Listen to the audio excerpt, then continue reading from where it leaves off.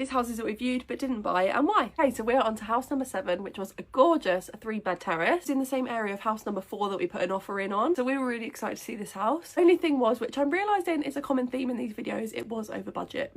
So as you came into the house, it was a really nice, light, bright, spacious hallway, and then on your left there was like a utility room / downstairs toilet. Then back in the hallway again, straight in front of you, was the kitchen. You like the shape and the layout of the kitchen. It was on the smaller side because the ceilings were so tall, it didn't really feel that small. But the only thing was that the ceiling was slanted in one area where the stairs are. I do feel like me and Andre would have banged our heads a lot. And out of the kitchen you turn left to go into the living room, and this was a really nice room, really light and bright. Love the flooring that they had in there. I love the shelving that they put either side of the fireplace, and that there was space for 2 sofas. My favourite feature though was the archway that was going into the dining room conservatory type thing. The windows at the back of the dining room were huge and they let in so much light. Pretty sure this was an extension that they'd done, and it just made such a difference to downstairs. I could really see us sat at that dining table having meals, and that is one thing about this house, it just felt so homely, like really easy to just slot yourself into. The dining room led out into the garden, and the first area was like a patio. There was space to put some outdoor furniture, somewhere to sit, a barbecue. To be honest, the garden was one of my favourite things about this house. It was so long, and I love when a garden is kind of like zoned out, like there's different areas for different things, if that makes sense. Andre and I have been renting together since 2019. We've never really had anywhere with a good garden, so we were just so excited about the idea of buying somewhere with a good garden. The coolest thing though was at the back of the garden they'd made like a home office. They'd put a day bed in there for guests, and then they also had 2 desks. There was electricity, Wi-Fi, everything out there. A huge selling point for us, like not having to sacrifice one of the bedrooms for an office. Back in the house and upstairs there was 3 bedrooms and a family bathroom. What I loved about the bathroom was that the shower and the bath were separate. Although we probably would have looked to replace the bathroom, just to know that there was enough space to do that was amazing. As we all know, I'm an endo girly and baths are very, very important to me. One, I guess, downside about this house was that the bedrooms upstairs weren't very big, but because there was 3 of them and we weren't needing to use one as an office, we didn't really view it as a problem. The only thing that did kind of bug me a little bit was in the master bedroom. The wall wasn't completely flat, like there was a sticking out bit, I think